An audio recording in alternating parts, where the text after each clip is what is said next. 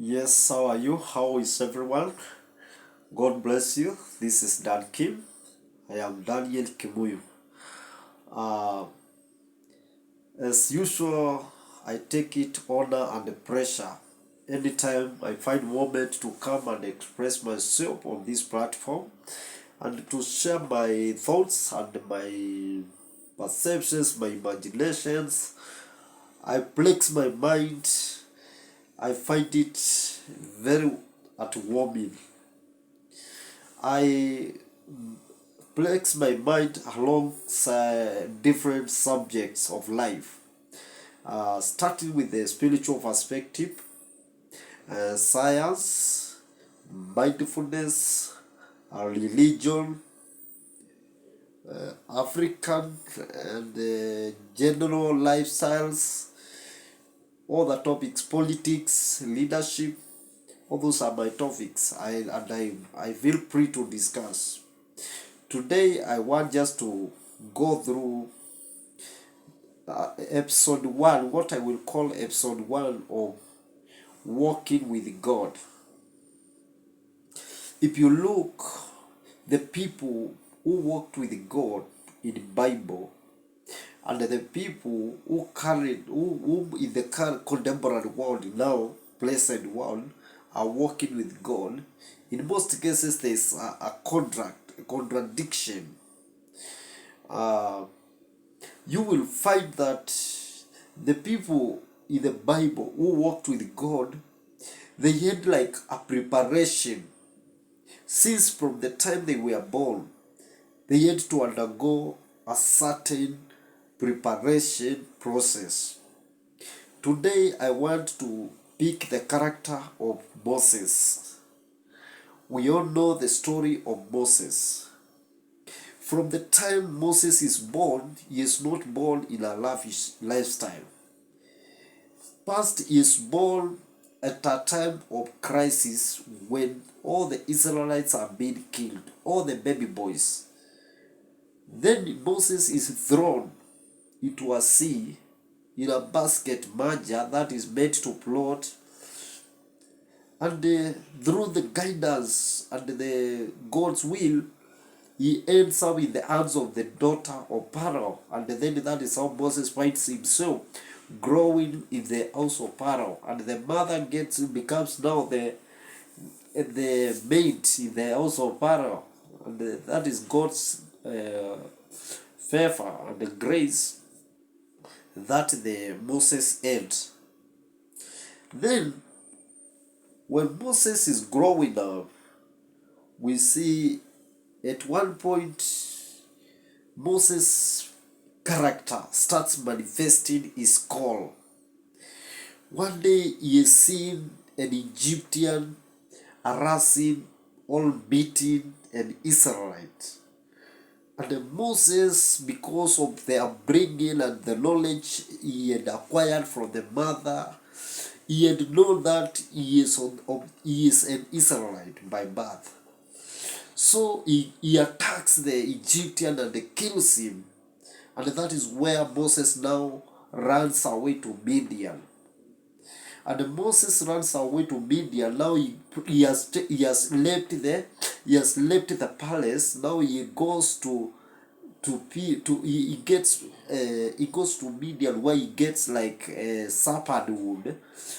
He is employed kind of to feed the cattle of Jethro, who later becomes the father-in-law. And in the Midian, that is where Moses, now God manifests to Moses as he is looking after the cattle. Moses is not settled. All this through from the time he has been born. We expected him now to accept that now I am in the palace, I should not move away from palace. The whatever is happening with the Israelites, none of my business.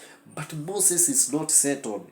And this is now how the call of God is manifested in us. Whenever you have the call of God, you find that there are so many things that unsettles your heart. There are so many things that disturb your mind. For example, you might have a call to fight against injustice. You find wherever you see injustice happening, you find yourself like agitated to stand for justice. And this is now how the manifestation, how we identify the Spirit of God, the call of God in your life. Not just the call in the pulpit. And when you look in our history, most of the preachers before, they used to fight even political leaders. They even to fight even presidents of their countries. And even some ended up as being assassinated. If you look like the people like Martin King Luther Jr., they stood and spoke the truth. And now Moses sees the Israelites being harassed.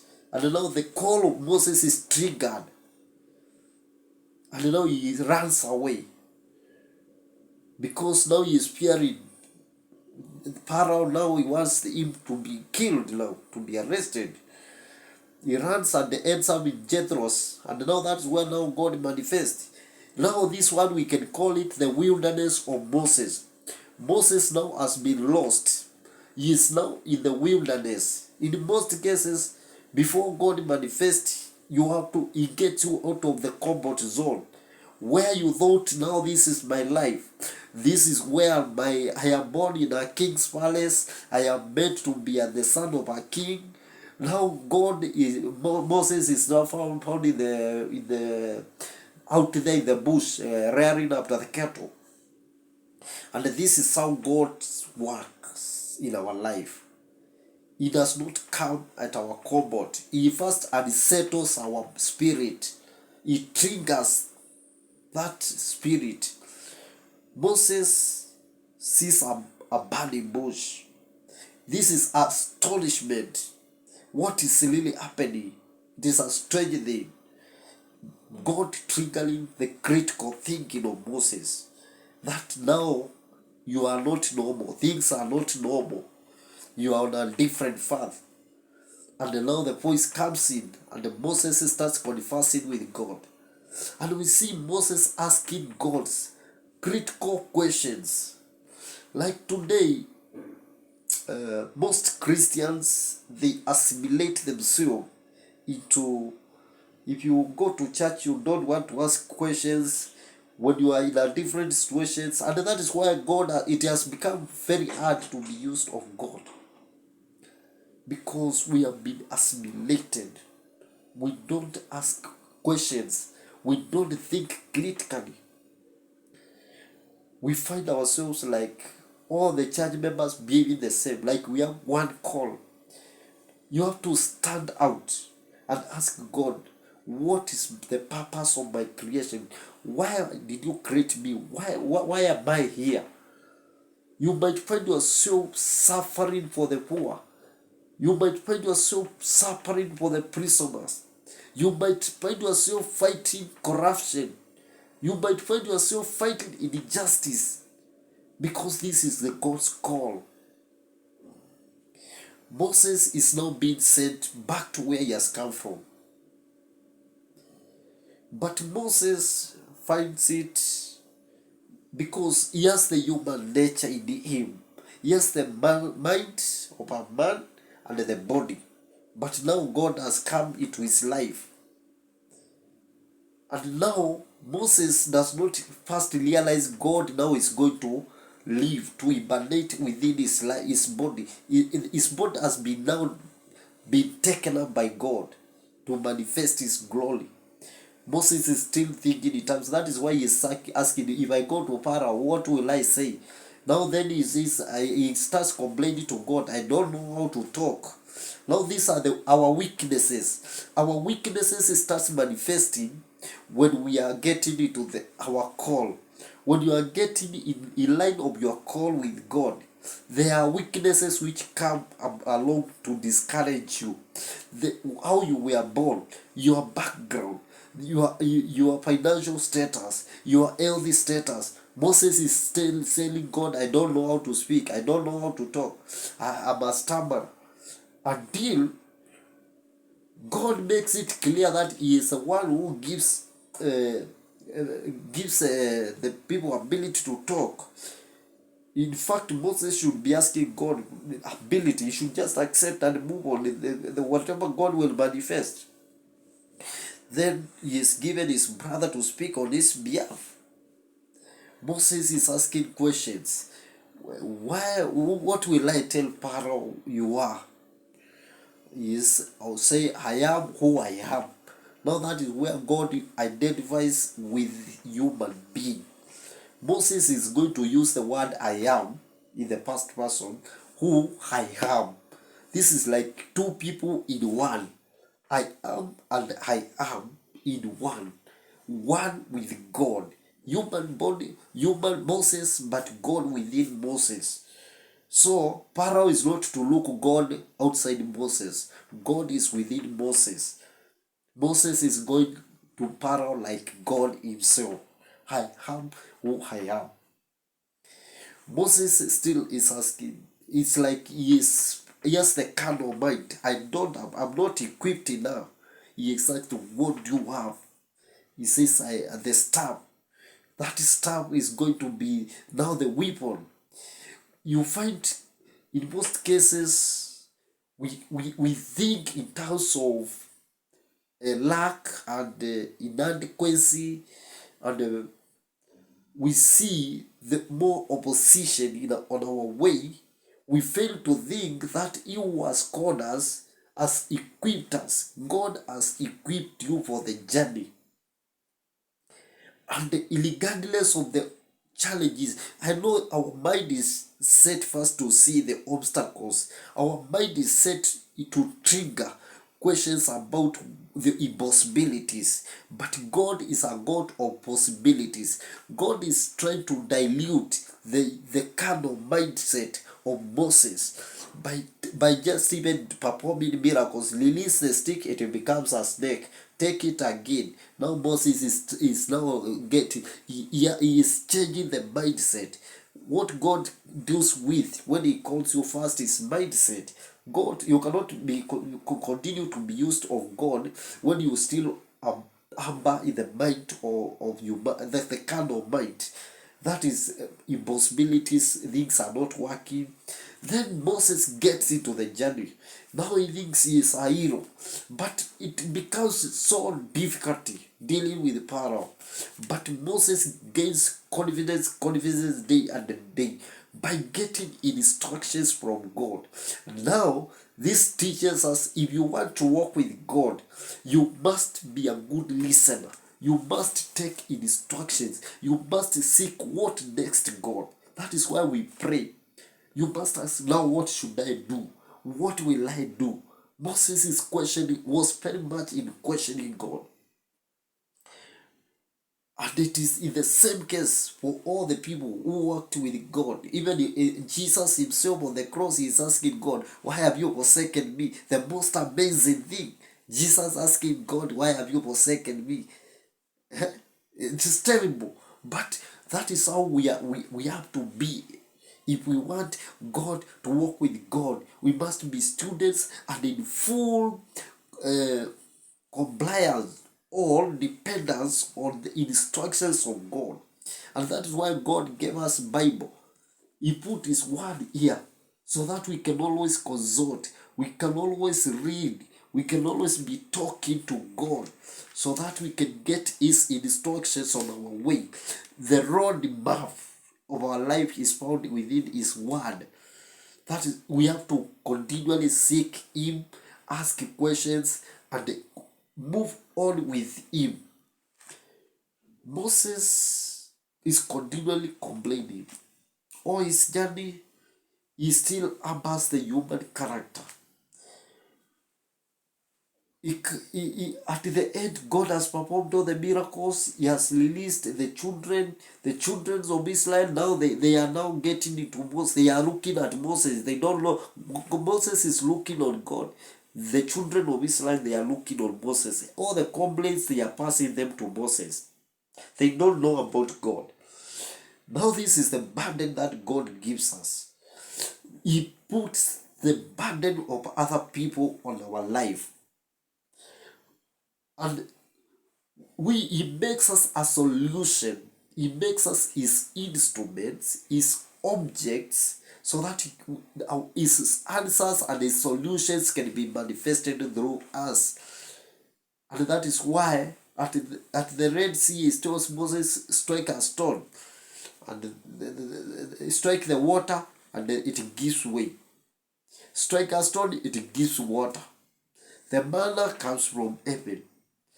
Moses goes to mountain top, Mount Sinai, to receive the 10 Commandments. At the back he says the people have made he has overstayed, the people have made a golden a calf to worship. He gets heartbroken, agitated, his human character still manifests, he breaks the 10 Commandments. And it is this character of Moses that at one point God makes it clear to him that you have seen where you have seen Canaan, where I have taken the children of Israel, but you will not reach there. Allow the appointment of Joshua to accomplish, because it needed a different mindset. Now Moses maybe could not have gone to the next level of the battle that was needed. In the falling of the walls of Jericho and the storm of whatever the journey that Joshua was to take, the mantle that Joshua was to take, Moses had become used to God, and at the same time complaining from one step to the other.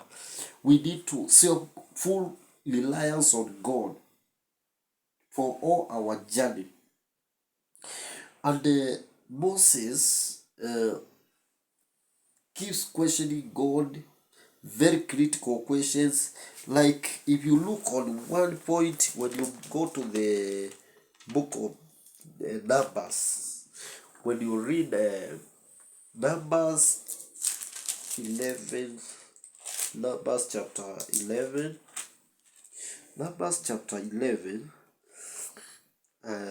it starts by saying the people began to complain to the Lord about their troubles. When the Lord heard them, he was angry and sent fire on the people. It burned among them and destroyed to one end of the camp.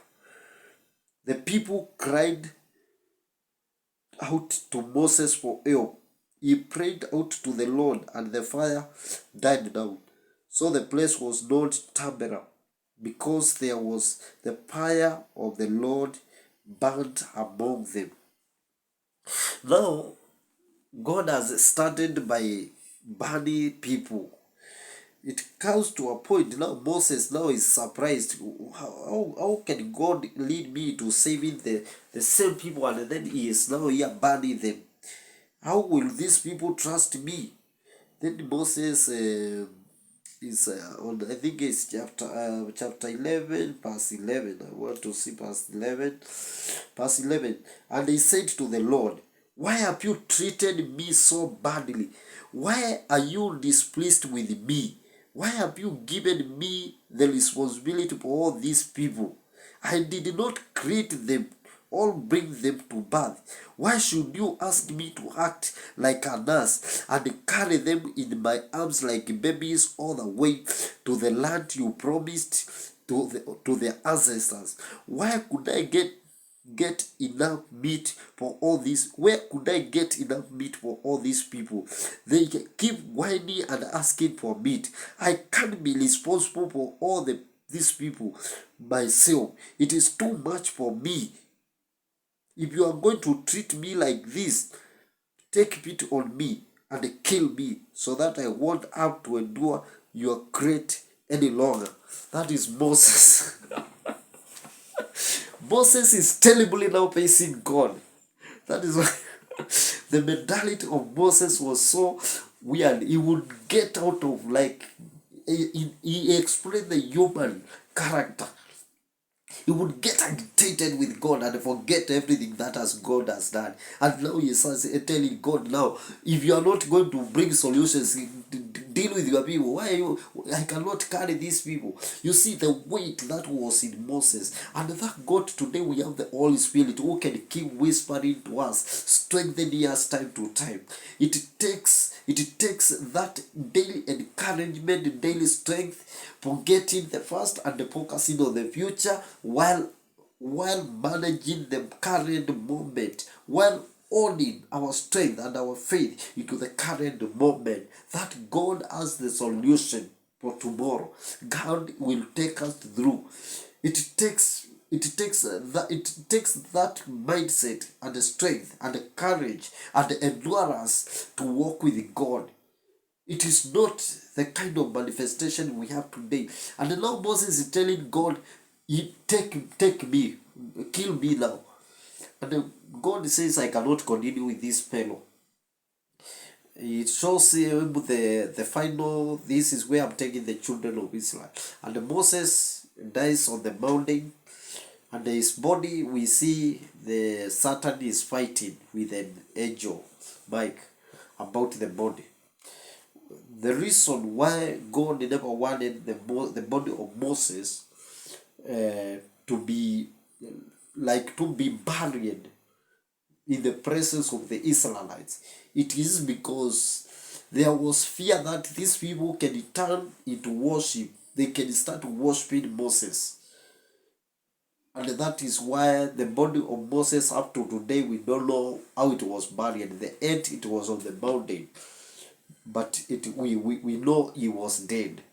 And there was a battle, a tussle between Satan and the angel about the bond because of his double character. He is complaining about God. Devil is taking he has some stake on his life, and he is also on the side of God. He is taking instructions of God. God has a stake in his life. That is where we see that battle of life. But when Joshua takes over, it is different. We will proceed there to see how different Joshua walked with God from Moses. What kind of mindset did what tricks, what approach did Joshua use that worked better all against whatever Moses failed? But you know, Moses was successful. He delivered the children of Israel, and that was he achieved his mission. So as we end today, I would encourage you that always rely on God and know that even when you are facing challenges, it does not mean God is not there. It is not time to complain. It is not time to see the absence of God. It is time to tell God, "I am now prepared for this battle. God, I know you have equipped me. Lord, make me overcome. Lord, help me overcome. I know this is not meant to finish me. I know I am more than a conqueror. I know you have prepared me." And that is how we live a conqueror's life while walking with God. God bless you. See you next time. Thank you.